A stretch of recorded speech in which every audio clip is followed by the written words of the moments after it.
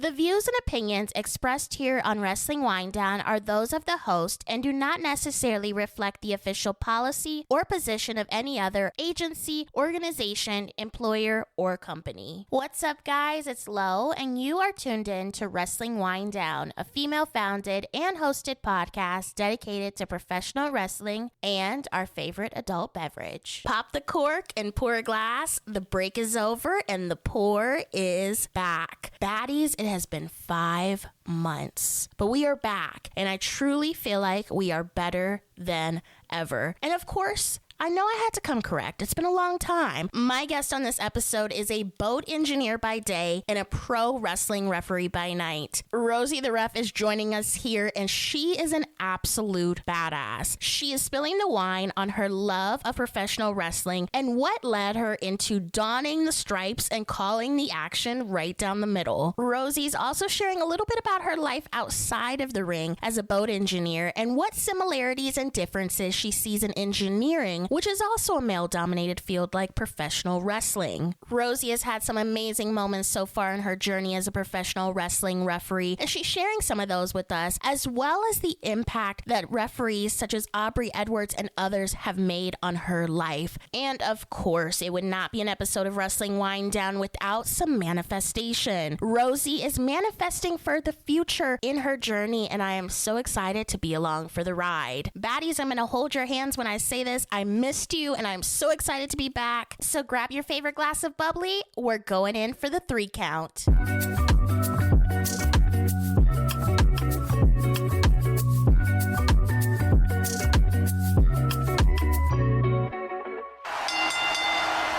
We are back with another episode of Wrestling Winedown, and I am joined by a referee. We see these refs on TV, but we need some more female representation. And my guest today, Rozie Jones, she is representation when it comes to female referees. Welcome to Wrestling Winedown. Oh my gosh, Lo, I'm so excited to be here. I'm so excited to have you here. I came across you months ago on Twitter, and I was like, let me follow her. We don't see a lot of female refs. And then from there, saw you in your Hot Girls Watch Wrestling shirt. You came to our brunch during WrestleMania weekend, and here we are now. We're diving all into what you are all about. Thank you very much. Oh my gosh, no, when I got the follow, I was like, oh yes, period, the cute clothing brand. And then it was truly the Vanessa Hudgens shirt. I was like, I must have this. Who is making this? And someone linked your shop, and I was like, I got to. And then as soon as I got the shirt, I was like, yep, they about to know that Hot Girls Watch Wrestling. They are about to know. I know, that's right. Let's take it back to the beginning. When did you become a professional wrestling fan? Oh my gosh. Okay, so I've moved around a lot in my life, but so a previous part of my life was I lived in Dallas, Texas, and was going to school there, finishing up my grad degree, and I had some friends who I now consider family, but you got those family friends, right? And they were the type of, now they are married and they have a beautiful baby boy, but they were the type of couple who would go to Mania every single year. And unbeknownst to, it's Steph and Brandon, unbeknownst to Steph at the time, Brandon was saving up for that ring, okay?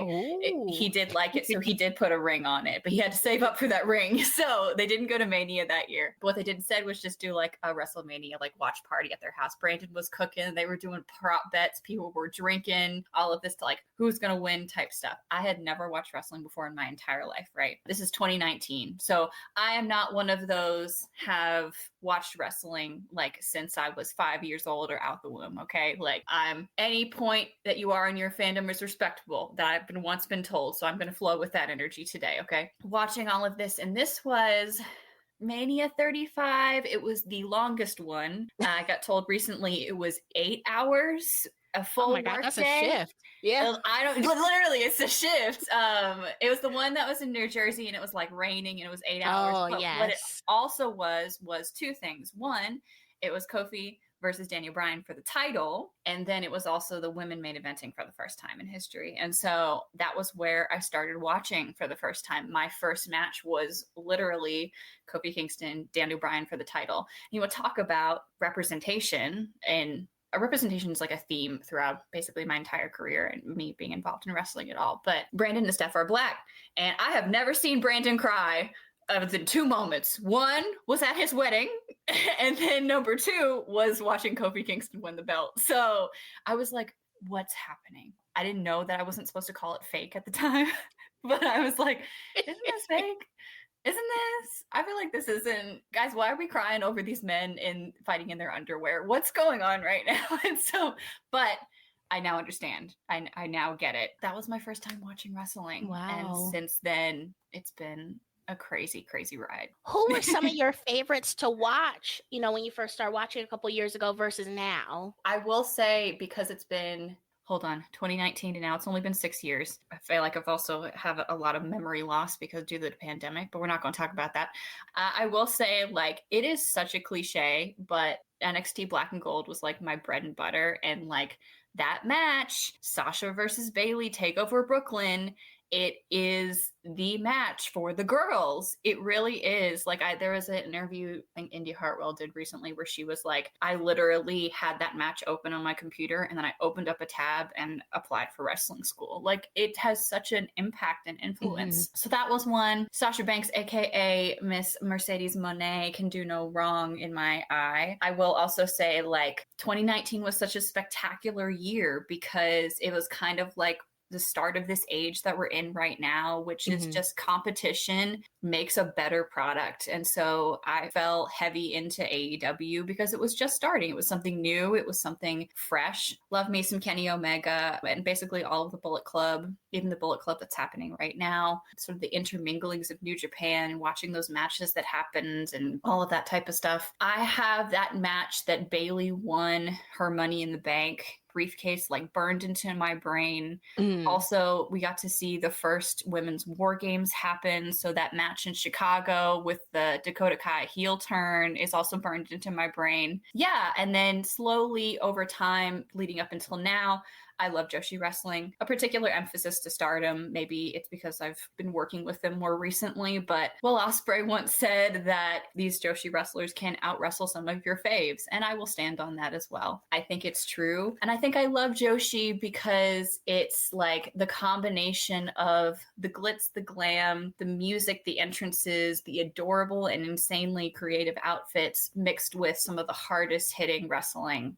And truly emotionally, deeply impactful storylines as well. How did you come across Joshi? Truly, it started with like my fascination into New Japan. And then when that Bushi Road merger happened, where it was like the sister company to New Japan became Stardom, I was like, what's that? So it's been fairly recent, but it's truly like once you kind of get that one match that you're really interested in, it just goes downhill from there. I think Riho being the first AEW women's champion was a really, really big deal. I was like, who is this girl? And then I had to know. And then like Kairi Sane was a part of Stardom. Io Sky, I always want to say Io Shirai, but Io Sky was a part of Stardom. And then Asuka being a part of it as well. I was just kind of like, these people didn't come from nowhere. And that's where you start getting into the more indie level of things, right? What has kept you interested? I know you're a newer fan, but what keeps you coming back every week watching wrestling programming? Man, I think for me, it's just beautiful storytelling. Like wrestling is such a different art form. It is truly the mix of like, it's a soap opera, but it's like gymnastics, but it's also like music and pop culture have huge influences on it as well. It can be funny. It can be devastating. It can be violent. It's like all of those different things. It's not to say that I haven't fallen off the train on a couple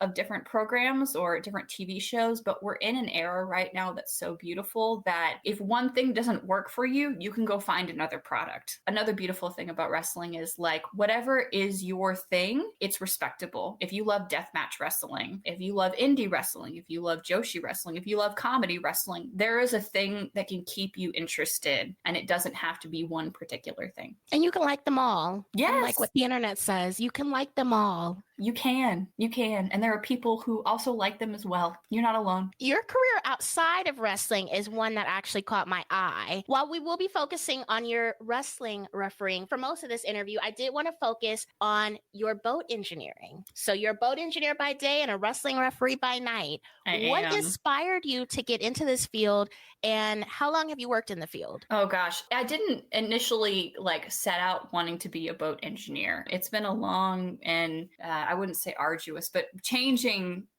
career path for me. I like to call myself a jack of some trades because it's not all of them, but eventually it could be all of them based off of how period. Amen.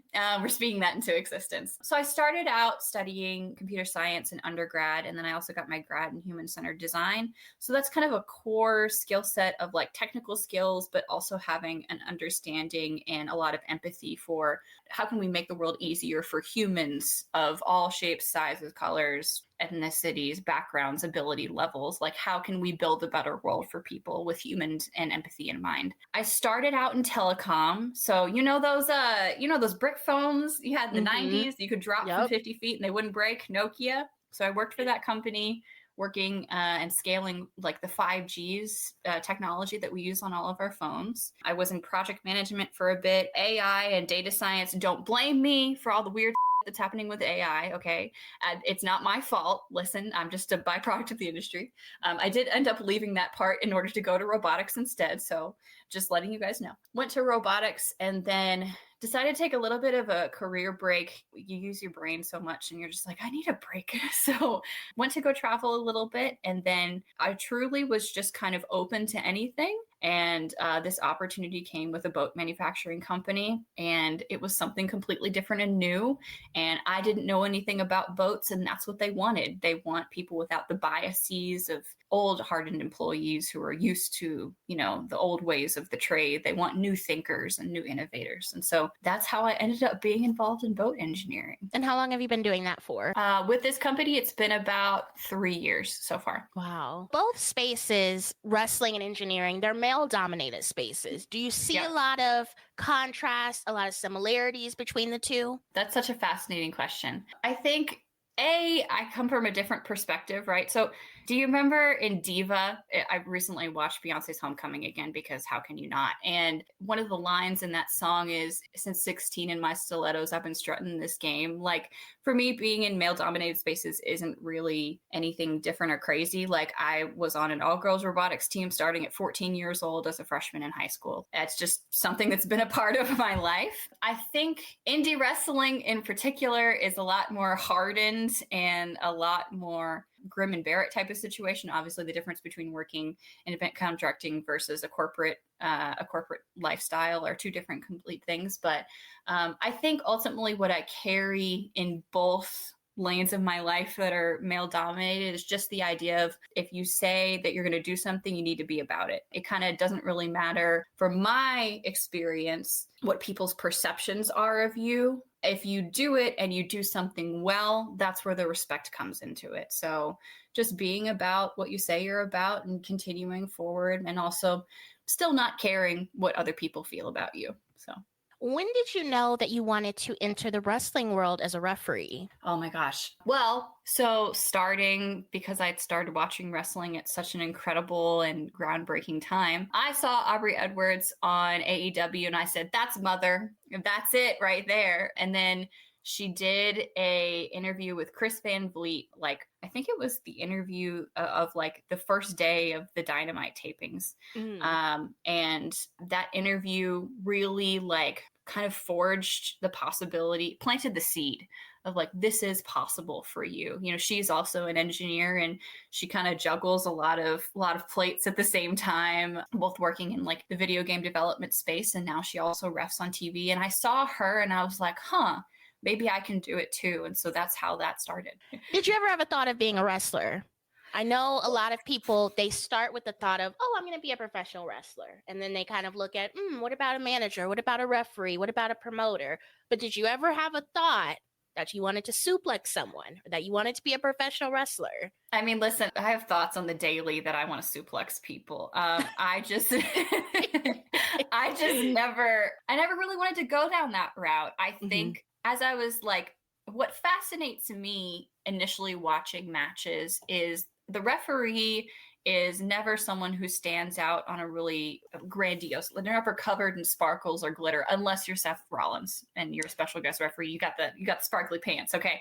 But I think what they're really there for is to help the show progress and checking in with the wrestlers, making sure that everyone's safe, and giving sort of the context or the box that the story is taking place in. If there are no rules, then you can't really tell a story, or they can't really have a match, right? And so I think that I don't think I've ever really wanted to be the person who's like stood out and, you know, been in a magnificent and grandiose sparkly cape saying, "Here I am." I think I more so want to be the person who helps ensure that everyone is safe and the show progresses smoothly and that everyone has a good time. That makes sense.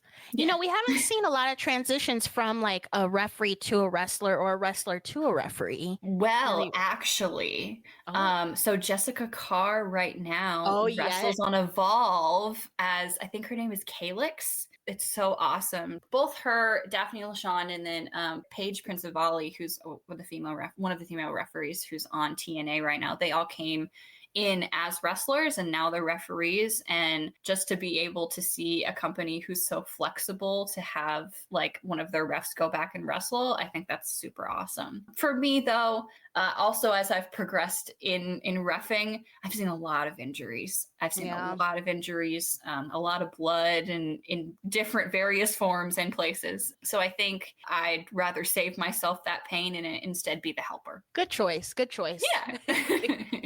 What type of training goes into being a referee? It depends on the school. Obviously, I was blessed to come from two really great training schools. The first one was Flatbacks in Orlando, Florida. So that's run by Tyler Breeze and Sean Spears, two guys who have had a lot of experience with TV, right? And then also AIW, Absolute Intense Wrestling Academy, which is up in Cleveland, Ohio. Those two places, you tend to focus on a lot of ring awareness. Anywhere in a ring or outside of a ring, a pinfall can count. You are needed to be in that place in order to check and see that shoulders are down, that legs or arms or any type of bodies aren't underneath the ropes. You also need to have that confidence instilled in yourself that this is your ring. You are the person who is in charge. You have the authority to call off a match if someone's hurt or if someone's being disrespectful or anything like that.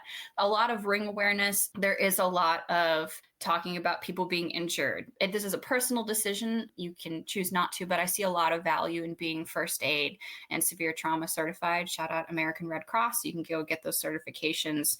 I think for me, it was $40 for each certification. And then you do practical exercises in person to make sure you can take care of people. In ring awareness, first aid skills, and then also just like checking in with wrestlers. It's apparently a rarity for people to do so, but when you have people who are doing insanely athletic things for upwards of, it can go for 60 minutes at a time, like you got to check in with these guys and be like, breathe. Do you need a break? How's it going, guys? Is anybody hurt? Like, in-ring communication is a very large part of it as well. Well, you know, I think you having that empathetic side to you with your degree also helps with that. I think so too. I think what's really funny is a large part of my job is so what I do for my job in particular is called human factors engineering. I, particularly during the summer, because everybody's out on their boats during the summer, but I fly to different states and I do customer interviews. And a large part of that is hearing people's stories about having their 6-year-old catch a fish for the first time on their new boat, or being out with the family on the boat right before grandpa passes, or these core memories. And so for me, reading into human emotion and human sentiment is really important. And so I think that's why I take such pride in being a referee, is because I am able to, the best compliment that somebody can give you as a ref is either A, oh, I didn't even know you were there, which means that your in-ring awareness is fantastic because you're not in the way. But then B, you have the ability to know with one glance, if you work with somebody enough, that somebody's not doing well, or they need a break, or they need to tell you something. Those are sort of core skills that I take with pride. What have been some of your favorite matches or events to participate in?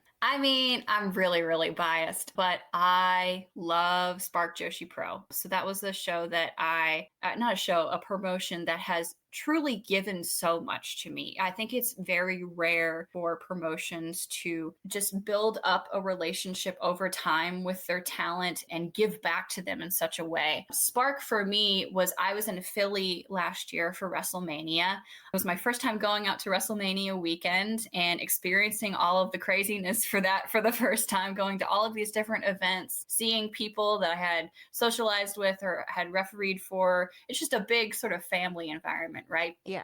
But Spark hosted a tryout in front of Stardom talent and or their roster talent, and then get a spot on their show that was in the upcoming portion of days. And I was like, well, you know what? That's one of my dreams is to work with Stardom, help out with them, go over to Japan someday. I love Joshi wrestling. And I was like, well, we'll see if they accept a ref or not. I kind of took a chance on it. They accepted it. Of course, they did not select me to be a part of any of those matches. They were looking for wrestlers. Because I was there and I showed up and I submitted myself, I got a DM the night before the show saying, hey, is there any chance you're still in the area and are free for our show tomorrow? We'd like to put you in for our opening match as a guest referee. And it really, that relationship, it started from there. It truly did. They did not have to do that. They didn't. I think they just really appreciated like the grind and wanting to be there. And I can speak a little bit of Japanese. And so in my application, I put both a paragraph in English and then a paragraph in Japanese,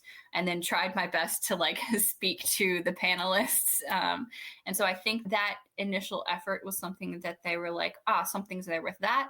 I went back after coming back from ACL injury for this year at WrestleMania in Vegas. And I said, hey, I'm going to be in town for Mania in Vegas. Like, I would love to be a part of it if you'd have me. They said, we're not sure if like Stardom is very sort of intentionally contained about their talent for obvious reasons, the best women's wrestlers and some of the best wrestlers in the world, period. And so I was like, that's cool. I'll just be helping out with admin or whatever you had me do. And then they allowed me to have not one, but two matches. And one of them was for their American title belt. Absolutely insane. It's just such a incredible compliment for them to have the confidence in me and for me to also go back with them again. I'm going to be with them on June 29th in Houston, Texas for an absolutely momentous show. It's a kind of a milestone show. Both Tokyo Joshi Pro and Stardom are going to be working together on this show for the first time, even though they're competitors with each other. We're getting that permission to have the wrestlers from those two different promotions be on the same show and wrestling some of the best American talent there is. I cannot speak highly enough about Spark Joshi Pro. I love them. Let's talk about some of the challenges that female referees have. Yeah. Yes. It's a time. It is male dominated. I remember when I first started watching wrestling, there was no female referees. And now over the years, we've seen the inclusion of women in this position. What challenges have you faced? What challenges have you been aware of maybe before entering being a referee, maybe as you've been in that, you're kind of keen to, and things that you want to change, stereotypes or things like that? I've heard a lot of other female referees talk about this, and I think it is such a rarity for people to see all women in a ring in the various positions that they're in, right? So a lot of the times promotions will put me with only women's matches. I actually think that's quite empowering. You know what I mean? Like, because you can see women in any position that's possible. A lot of the times, what was it, like Shimmer would do those types of shows, or any of the different women's shows that are on right now tend to put female referees with female talent, or even on all women's shows in particular. But I love me a hardcore match. I love that stuff. Like, let me get those big gloves on, and it's okay if they bleed. I'm first aid certified. Like, if they got thumbtacks in their back, I'll pick it out of their back after the show's done. Like, it's okay. I love me some tables. I love me some chairs. Love me some ladder matches. Like, I feel like I am capable enough to be in charge of those particular situations and have been in the past as well. Mm-hmm. But it shouldn't just be, women's matches. Like, put me in some scrambles, put me in some hardcore matches. I have not done death matches yet. Glass scares me, but that can be changed over time. Put me in some title matches. Like, I am flexible and really want to learn everything that's possible in the industry. And so I think a lot of the times people think, oh, you are a woman, you must ref women's match, but I want to do everything. I also think, you come across some different attitudes that are like, she's only getting this opportunity because she is a woman, or she's only doing this because she's pretty, she's a pretty face or something like that, which, yes, I am a pretty face. Thank you so much for commenting on it. But, I think it goes back to what I was talking about in sort of male dominated spaces. Like, if you do what you say you're about, the recognition and the respect will be there. And so you can't control how people's reactions to you are going to be. You can only control what you can do. And so I think all of those chitty chatty comments will come and they will just fly by as you keep moving forward. We have seen women officiate some of the biggest matches in wrestling. What does it mean to you to see the progression of female referees in professional wrestling? I was thinking about it, and like, I am in a position right now where I am so fortunate to have role models. There were decades at a time where women didn't really see themselves as being able to be a referee in matches or be a referee on TV or anything like that, just because we didn't see any representation for that was happening. Now, there's one example of Rita Chatterton that was in the 1980s, but that sort of faded into obscurity over time. And there were issues with that, and we don't have to talk about that right now, but she was truly a trailblazer for her time. I am so incredibly fortunate to have role models in practically any company out there. New Japan has Scarlett. TNA has Alice and Paige. WWE has Vicky, who's now on NXT. We have Aja / Daphne LaShawn. I should probably call her by her stage name. Daphne LaShawn. And we have Jessica Carr, who are on WWE. We have Mao, who is, I think, over in Tokyo Joshi Pro. Fumirin, who just debuted in Tokyo Joshi Pro. Omedetou. Like, there are so many opportunities for female refs now, and I think it's such an incredibly powerful and beautiful thing to see. And we're still breaking boundaries out here. Like, Jess got to ref over in France, and she was the first woman to main event a pay-per-view for WWE. When they were starting the main event title matches, like, Aubrey was the one who was doing all of Jericho's matches when he was world champion at the time, like hardcore matches or refereeing steel cage matches or refereeing on WrestleMania. Like, it still keeps going, and there are still so many incredible opportunities that will keep coming, and nothing is impossible at this moment in time. So I'm very, very blessed to be a part of this time and place right now. Speaking of opportunities, we love to manifest here on WWD. Are there any matchups or maybe some wrestling companies that you want to officiate in that you would like to manifest? I'm not gonna lie, it's a dream for me to go over to Japan. That is very, very hard, just because you need to have the blessing of companies over in Japan. You need to make the right networking connections. You need to do all of those things. So that's a goal of mine. I would love to referee Joshi over in Japan. I think besides that, I just really want to utilize wrestling as an avenue for me to travel the world. It's a little bit of a joke that people have all of those little flags in their bio, right? But it also shows, like, they have gone and seen so much of this world by the way of wrestling. Yeah. And there's also so much opportunity to go and meet new people and learn new types and styles of wrestling, learn new languages, try new foods, all of those things. So I think racking up those flags in my bio is something that I really want to have happen as well. We're going to watch it happen. I know it's going to happen. With spirit fingers up in the air. What advice would you give to someone who is chasing a dream while working a 9-to-5? What does time management look like with something similar to that? Recently, I got asked, how do you do it? And I said, I don't. So it's hard to be your own businesswoman while also working a corporate job at the same time. I am blessed and fortunate to have a company that allows me to work fully remotely, but B, the leadership and managers who trust me enough to allow me to get my work done. My manager has told me, A, not only as long as you get your work done, you can live and work from anywhere in the world, but then B, she also knows about my wrestling excursions and different shenanigans and wants to send matches to her. So I think you got to find a job that allows you to be remote, at least from my personal experience. And you need to find managers and people who will support you along the way and are supportive of your dreams. Just like having the open and honest and vulnerable conversations about like, what do you want to achieve in this company, outside of this company? How can I help you? Like, shout out to my manager, Carrie. She is so awesome. And I am indebted to her. Time management is a skill that is needed to be learned. Go get you a Google Calendar, guys. I use a lot of my time scheduling in my teams for work, and people are aware of it. So just understanding when things need to be scheduled and also learning how to take breaks for yourself and learning how to say no is a very, very vital skill to have. I came off of a past 2 weeks in which I had to do a work trip in Illinois. I flew in to Chicago on Sunday.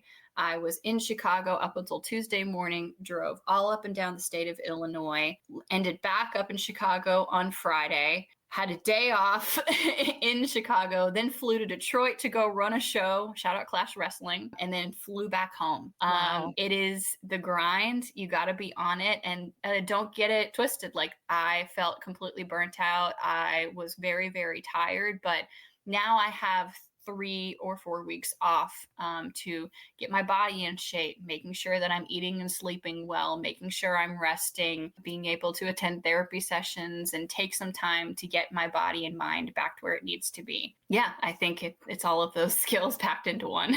Thank you, Rozie, so much for joining me here on Wrestling Winedown. Where can the people keep up with you on social media? And where can I see you reffing at, girl? Oh my gosh. Well, we'll start with where I'm reffing. You can see me in the great state of Texas coming up at the end of this month in June. I'm going to be helping out at Reality of Wrestling. That's going to be on June 28th. And then I'm going to be with Spark Joshi Pro on June 29th. Both of those will take place in the fantabulous city of Houston. That will be all of this month. I'm taking dates very, very sparingly throughout the summer just because it's my busy season with work. But you can stay up to date with the potential shenanigans I will be doing throughout the rest of the summer on my social media platforms. So I am on Facebook as Rozie Jones. Rozie is spelled R-O-Z-I-E, Jones, J-O-N-E-S.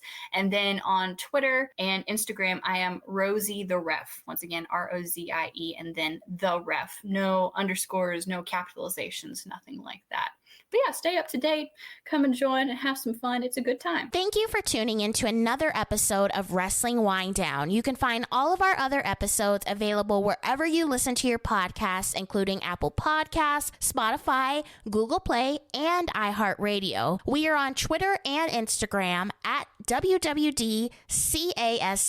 We also have our official merch store, which you can find at shop.wrestlingwinedownlv.com. Let us know what you thought about this episode. What was your favorite part? Until next time, enjoy your wine and, of course, enjoy your wrestling. Cheers!